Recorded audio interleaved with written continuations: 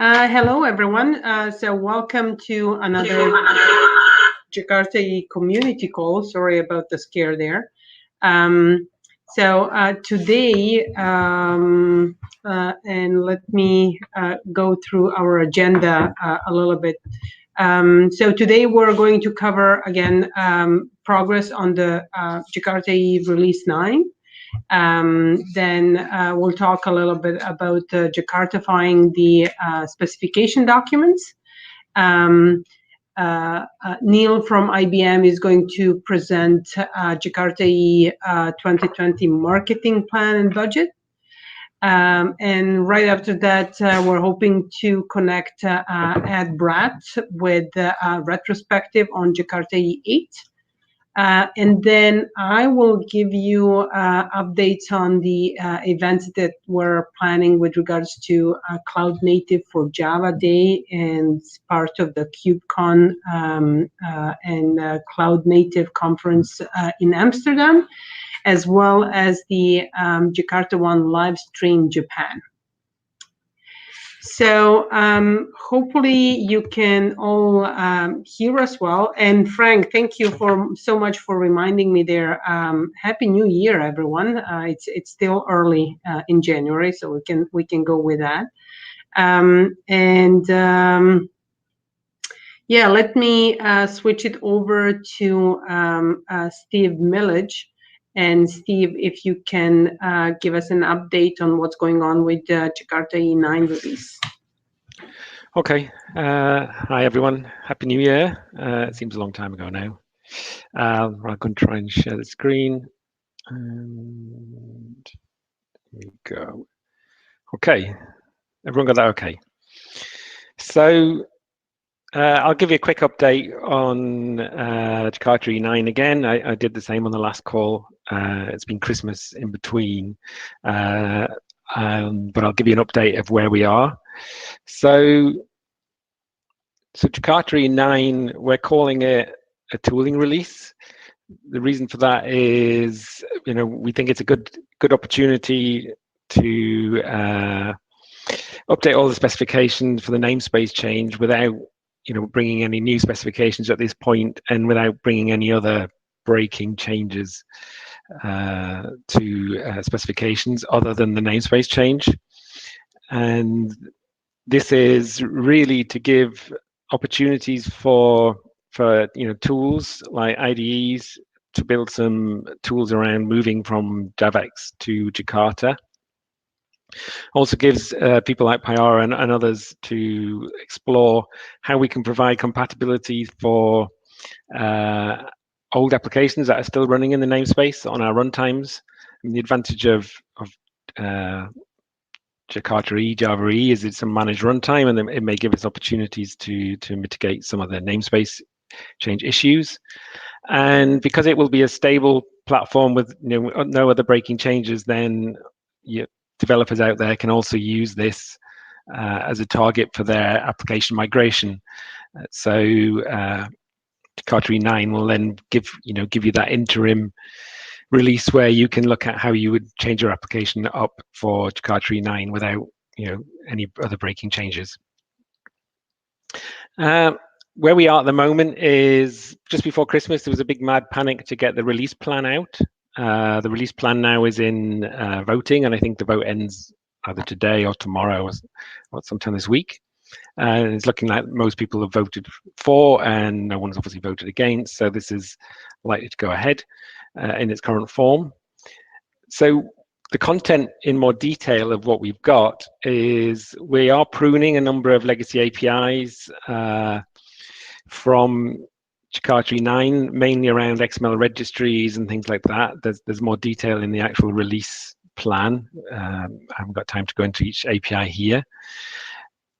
There was also a lot of debate around bringing in APIs from SE8, which are no longer in SE11, so XML binding, activation, web services. And through a lot of feedback from the community, we've decided both to bring those into Jakarta EE 9 and move them into the Jakarta namespace, but also then, as a consequence of that, to require Java SE11 support for platform compatibility. So essentially, it makes more sense to target Java SE 11 if we are bringing in XML binding, activation, and web services. Otherwise, we would get in a mixed mode with SE 8 and as the base platform. Individual APIs, as I've said on the slide, they will be released in a format suitable for use with JDK 8. So what that essentially means is they'll be compiled JDK 8 source compatible, and class file compatible. So you'll be able to use them in JDK 8, but the actual runtimes that want certification will need to certify on Java SE 11. We're also following the Big Bang rename. So everything that is included in Jakarta EE 9 will be moved to Jakarta namespace, including, as I said, XML binding and activation. So we're intending to release in a number of phases. Again, there's a lot of detail in the release plan that goes into waves and which APIs will be first. But in general, we're looking to get release candidate API jars in the Jakarta namespace onto Maven Central as soon as possible. So as soon as an API jar has been moved to the namespace, they're able to push out release candidate API jars without going through like formal review and those sort of things. Really, so that we can get it into the hands of people that want to play with these, see if they work. Also, to get it into the later APIs that come along, we'll need obviously something in the Jakarta namespace for all their dependencies, so that they can move their API jars into the Jakarta namespace. So you should see API jars appearing in Maven Central pretty soon. And each individual spec can, when it's ready, it can release its final at any time. You don't need to wait for the full platform, subject to the normal Eclipse Foundation specification process. Again, Eclipse Glassfish will start as soon as these API release candidates start appearing in Maven Central. Also, we do have a staging as well. Then, the Eclipse Glassfish project will start picking these up and incorporate them into Glassfish itself. And then when we've got all of them sort of done, we intend to create a full platform release candidate. And that full platform release candidate will, obviously call both web profile and full profile, include the API jars, a compatible implementation, and the TCKs. And at that point, we will sort of pause and give ourselves a couple of months with a release candidate for people to bash on it. And if there's any problems, that'll give us a breathing space to fix anything before final release in 2020. So 2 months later from the RC. So that targeting at the moment Q2 2020.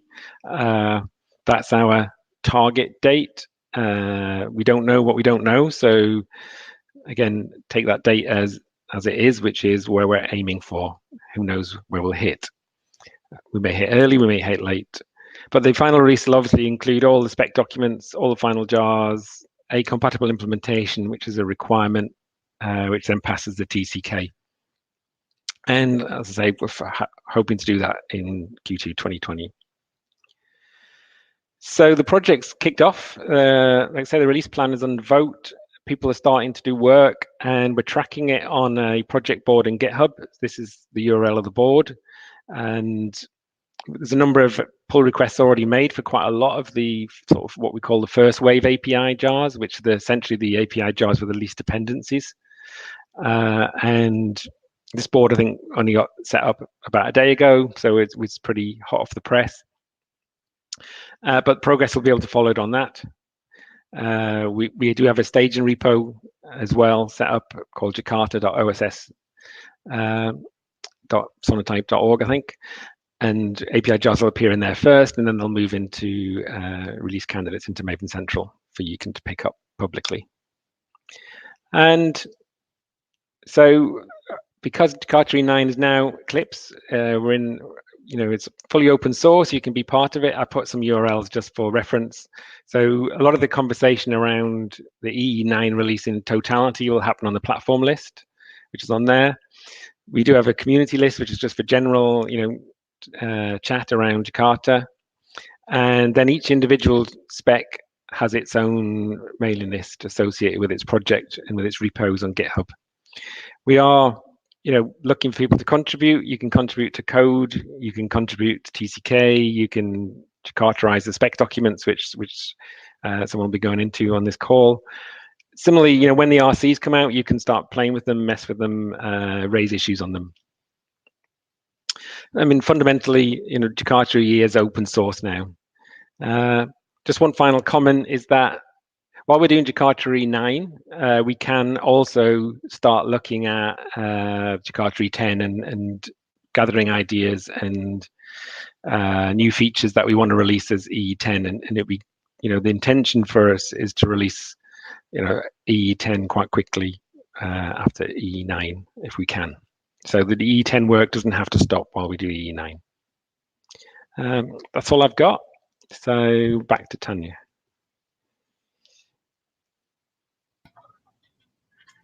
Thanks, Steve. Just a quick pause in the case there are any questions from the audience. In the case of questions, please type them in the chat, and then we can see them and respond that way.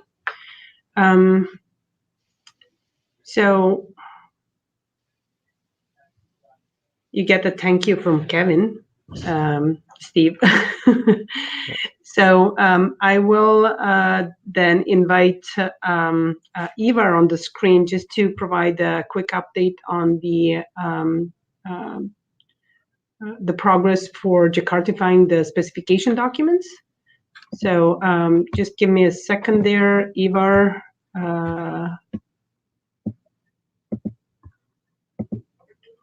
Is just about to join.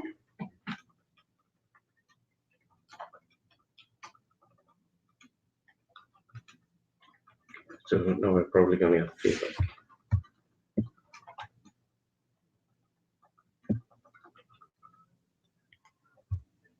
Okay. So Ivar, if you want to take over. Okay, so can you hear me? Okay. Can you hear us okay? Oh. Yeah. Yep. Cool. So the update of the specification documents, I'll just share my screen here. I'm not allowed to share it. Yeah, you can share it. Yeah, I upgraded my Mac today, so I'm not able to share it. I have to go to the security settings. But anyway, I don't need. I think I need to share any documents. I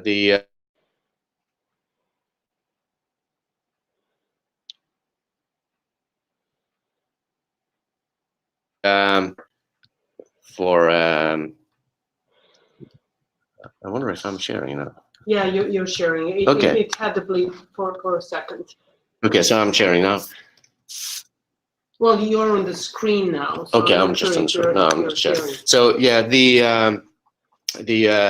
board that Steve showed in his talk shows all the status for all the specifications in Jakarta EE 9, and in each of these issues there is a checklist, and one of the checklist items are Jakartify the documents. So currently, I think this is the best way to get an overview of how this work is doing, if this checkbox has been marked by the project itself or not. Currently, there are, I think the last time I checked, we have 19 documents where the IP is still pending to be cleared. I hope we will get some answers about them pretty soon. We have 5 projects where the IP is cleared, and I cannot find any activity around the start of the Jakartification. So if we're involved in a project and you think you have your document received but haven't started Jakartification, I encourage to do that. And the 5 I have on my list, and this list may be wrong, is persistence, it's batch, it's activation, it's annotations, and it's mail. All of the documents have been cleared, but I haven't recorded any activity on them. So if you have done anything with these, just ping me and I'll update the status. There are a lot of specifications that are being worked on, and some are done. So we're in total, I think we're maybe 1/3 done or have started, and the rest is waiting for clearance. So are there any questions about this?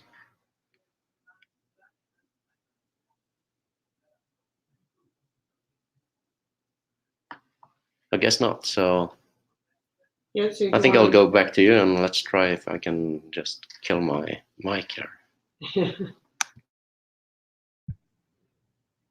So if there are any questions or with regards to Jakartifying the documents, please remember that we have quite a few short recordings on this from our previous update calls. So please have a look there. So I think next on the agenda is Neil's presentation on marketing plan and budget, because I believe Neil is hitting some problems with sharing the files. I will actually share files on my end.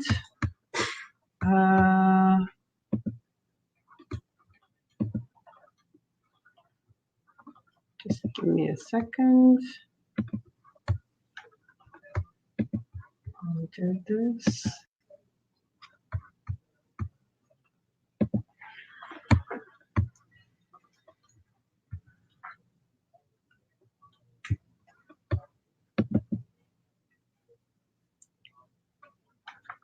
Great. Can you see my screen? I can. Yes. Okay, perfect. Great. And can you hear me okay? So Neil, you can go ahead. Okay, great. Thank you, Tanja. So if you want to go. Neil, can you hear us? Maybe you're on mute, Neil.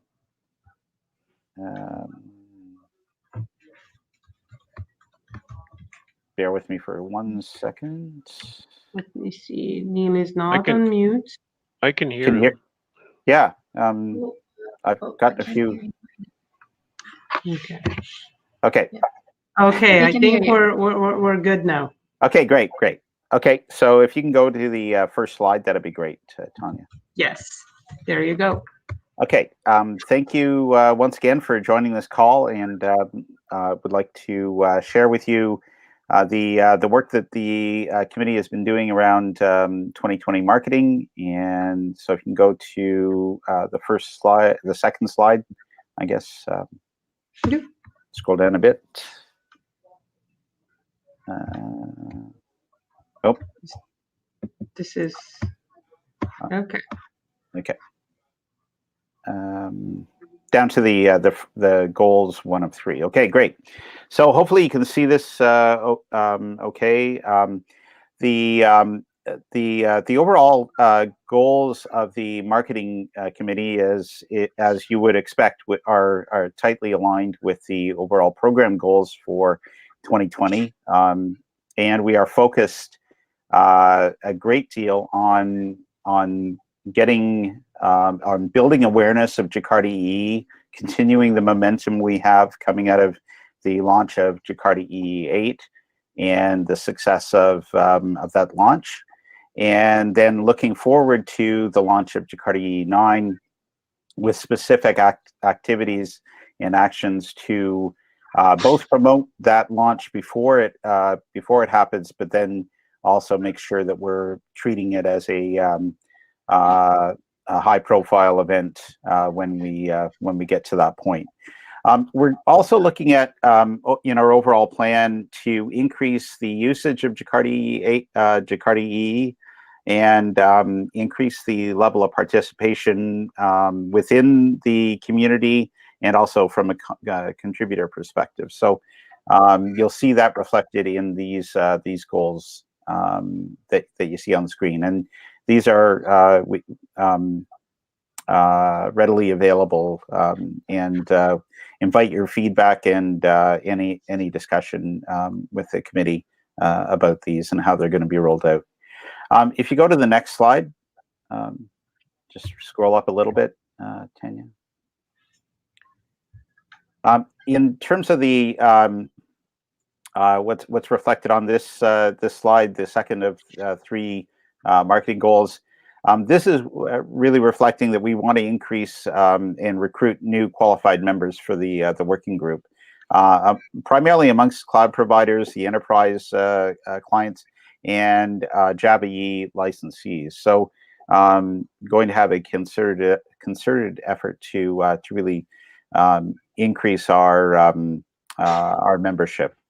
We're looking at also increasing the awareness that Jakarta EE is a key technology for cloud native development. So as we look at people moving from their existing systems and migrating them potentially to the cloud or just to newer technology stacks, we're doing a lot of work to communicate that Jakarta EE is something they need to be looking closely at and leveraging for that more that modern approach to not only development but deployment and use across the their applications. The aspect of backward compatibility that was highlighted on that is highlighted here as well. It is an important aspect of that because not only can they use it now for what they're doing with enterprise Java, but it does move forward and gives them a very solid foundation on which to build the new applications and also support their existing applications. Next slide, please. Another important goal for us is to increase the overall awareness through a number of activities with analysts and press, and to drive engagement with developers through face-to-face and virtual events. And we'll cover those in the key ones for us in 2020 in one of the upcoming slides. But again, getting engaged with developers, increasing the awareness, and driving the importance of Jakarta for developers across the board creating new applications or looking at their existing applications. That's a key goal for us, and we'll do it in a number of different ways, including that face-to-face and virtual event area. Next slide, please. Wanted to give you a view into the budget for 2020 that we're using for marketing. You can see here that we have, if you look at the total, we've actually decreased our marketing budget for this year compared to last year. There's a number of reasons for that, but our focus is still on doing all we can to increase that awareness. So you'll see a lot of effort, increased activity around conferences. We are going to increase our digital footprint and leverage digital where we can to increase that awareness. And we are looking to also make sure that we are getting the word out, as I indicated on the previous slide, through analyst and public relations to build that awareness, to drive home the importance of Jakarta EE to developers. If you go to the next slide, which is the final slide, Here we're highlighting the key events in our plan for 2020. Of course, we evaluate all the events as we go through the year, and something may come up that would cause us to consider either something else or what we're doing at these individual events. But you can see here we've got a good mix of events in Europe and North America, and covering a large number of not only really Java-focused conferences, but also events that are going to get us engaged with the cloud native communities, with the Kubernetes communities, in a way that will help to expand the awareness of Jakarta EE to the developers in those communities. So as I said before, I do invite you to reach out to with any questions about the marketing plan. And I know that Tanja is going to be covering in a little more detail the Cloud Native Java Day and the JakartaOne live stream events later in this call. I see there's a question about the 4 live streams, so that'll be covered by Tanja in a little bit. And there's a question about the communication with the main vendors like Wildfly, Pyera, IBM, etc., ready to move forward with specification update. Anybody on the call want to handle that? I see Kevin's already replied. Yeah. Okay. I currently cannot see the questions because I'm sharing the screen, so I'll stop sharing at this point. But Okay. I'm sure Kevin took care of it. So yeah, he basically said that all the vendors are included, involved with Jakarta EE, are actively working to move that forward. Okay. So I think I'll say thank you, Neil, and then we'll move on to Ed. Let me see. Ed, I will invite Ed again. Oh, Ed is already on the screen. Okay, great. I think I'm here. Okay. And then actually, I'll close Neil's video, and I understand it's best for me to share your presentation as well, right? Ed? Can you guys hear me okay? Yeah, we can hear you. I think I can share. Let's see if this okay, fantastic. Let's see. Okay, that's fantastic. Nice. It looks like it's doing something strange. Is it? It's now once you go to your presentation, it will actually work. No worries. Is that better? That's much better. All right. Well, okay. Right. Even full screen. How about that? First try. All right. So great.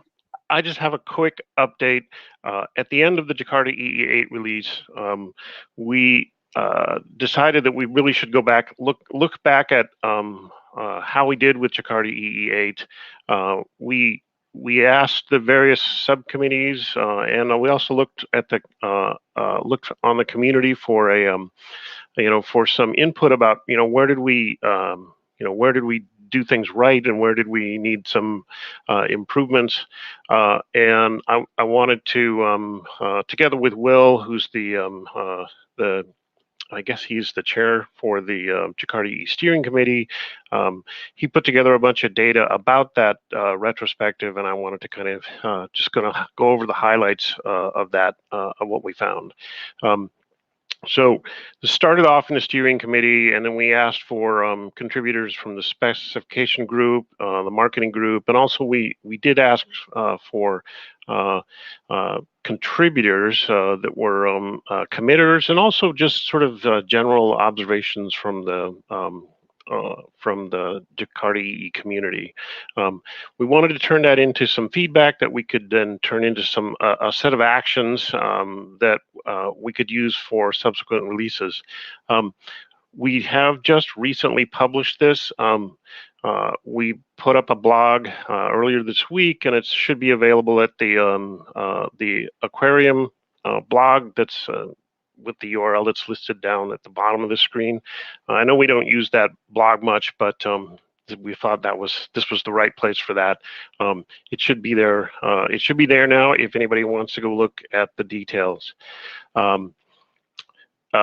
We're working on getting that aggregated into the Jakarta EE blogs, but I don't think it's quite there yet. I didn't actually check this morning, but when I went to bed last night, it wasn't there.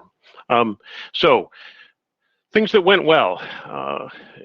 Probably most of you are aware we had some pretty stiff legal hurdles that we had to get past. So once we got by those, everything seemed to really kind of go pretty well. In fact, my recollection was many of the people, at least in my circles, were we tend to be a little dour, and we had a lot of naysayers into it. So there was a lot of skepticism that we were actually going to hit the dates that we had set for ourselves. But we managed to get everything going on time, and we got a lot of press and analyst coverage. And I think my hat is definitely off to the guys and gals at Eclipse, because I think they really pressed hard to get a lot of to make a lot of noise in the press and to make sure that analysts were aware of what was coming. We had the JakartaOne live stream that probably most of you have at least heard about, and if not, if you haven't taken a look at any of the original program, I highly recommend you go take a look at some of those presentations. They give you a really good sense of what Jakarta EE migration is all about, and they also have some news about what are some specs going to be trying to accomplish in their next releases. So that all went really well. Some areas for improvement, right? We struggled with our own process that we created. We needed to, there were a lot of things that we were just doing by the seat of our pants, and we had to kind of had to focus on trying to get those things worked out. So I would say that's going to be an ongoing improvement area. We're already working on trying to make things work better. Communication to the broader community, always difficult, right? For those of us who are sort of immersed in this, and we get the information daily, to get a sense of what is escaping outside of our higher bandwidth channels. So we'll hope to be able to improve that community communications, and then further clarifying how each of these how the steering committee interacts with the subcommittees, and how all of that interacts with the committer teams. In general, we want this to be as light a touch, as light control as is necessary to get these releases out as a cohesive platform. And I hope during the course of this coming year, we'll see some, relaxation of rules, perhaps even with rules that have been, traditional with, the former Java EE project. I hope we can make these things less burdensome and improve the general throughput and hopefully even the release cadence. It's always been our goal, and it certainly is going to continue to be our goal. Let's see. So what are we planning to do? We intend to, this presentation is part of our response to that feedback. If you look at the aquarium post, you can get there are links to the details, the detailed feedback that actually contains a little bit more than what I'm presenting here. We'll be trying to continue to reach out, do more proactive communications of the Jakarta EE 9 release plan. And this call and trying to get the word out and getting more people on calls like this, definitely those are things that we want to continue to do. It's good to see we got about almost 40 people on this call today, so I think that's a good start. See if we can keep that up. And that's all I had. Are there any questions? I can't see that. Let me see if I stop. So far we don't have any questions, but yeah, I certainly encourage people to either post questions here or get back to us a little bit later with the questions. Thank you, Ed. Again, reminder to everyone, all the files from this call are placed in the community folder in the update call January. So they're available to you, as well as the recording. With the crowdcast that we're trying to use today, right? Trying out today, the same link for the call is the link to the recording. So please, everyone out there, you can view the recording and have that as a reference as well. So let me now share my screen and then talk a little bit more about the particularly two events that we're planning. If it lets me select. Okay, share. There you are. Okay.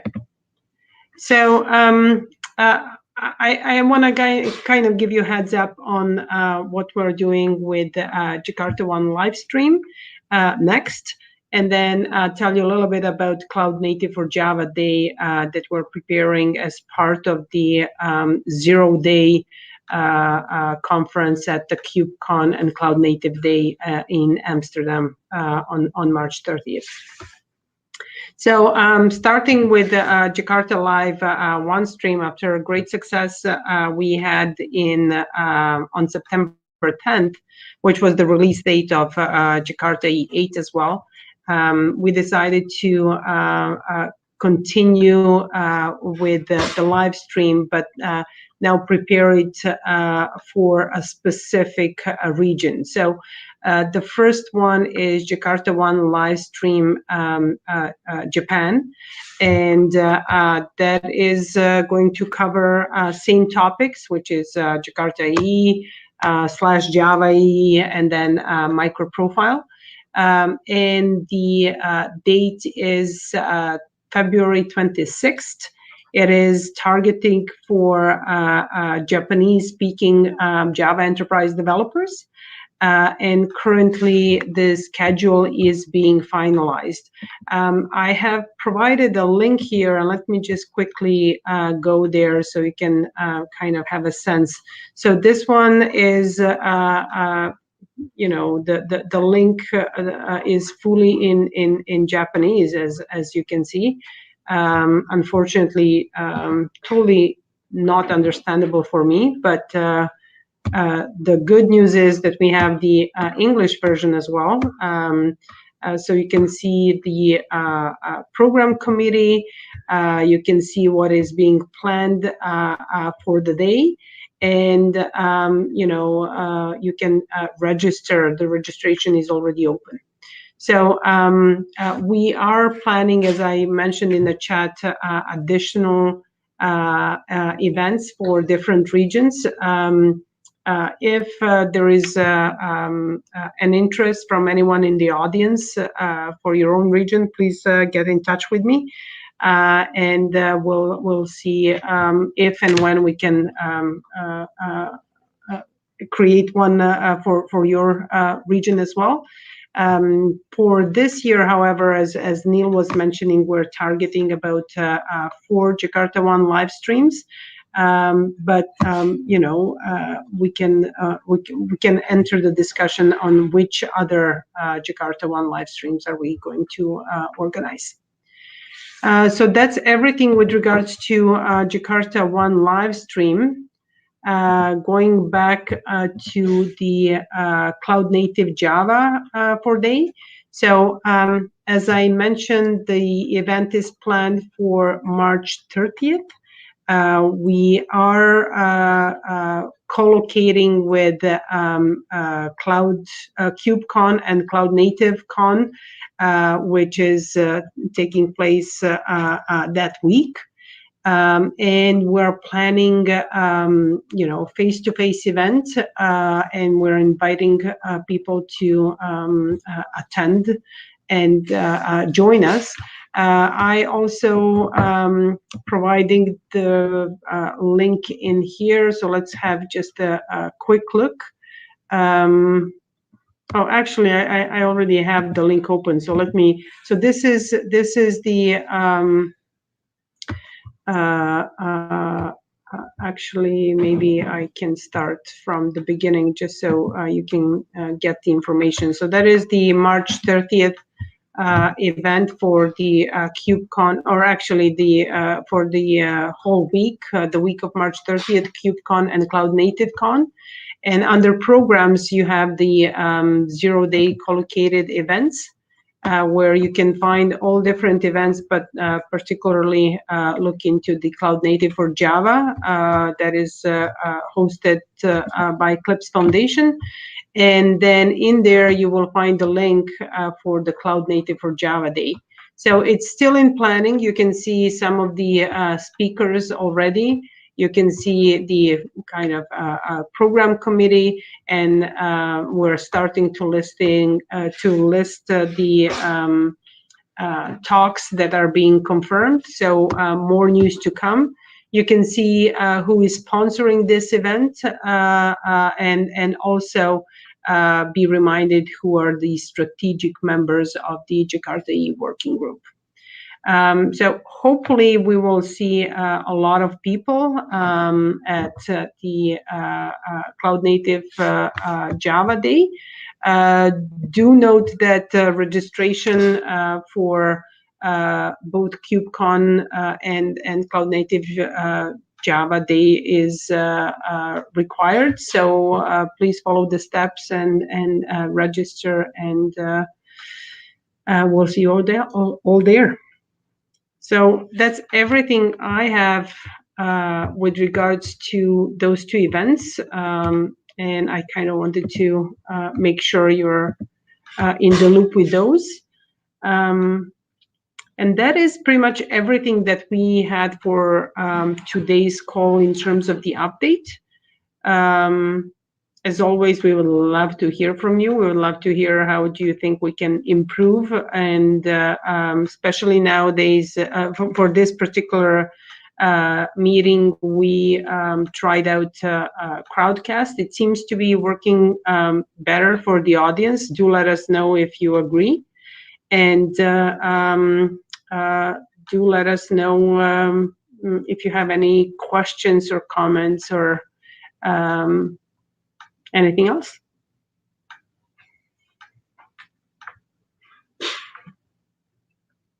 Okay, so we got +1 for Crowdcast. Okay, so that is everything. Unless there are any questions, I will close the call, and we'll be in touch.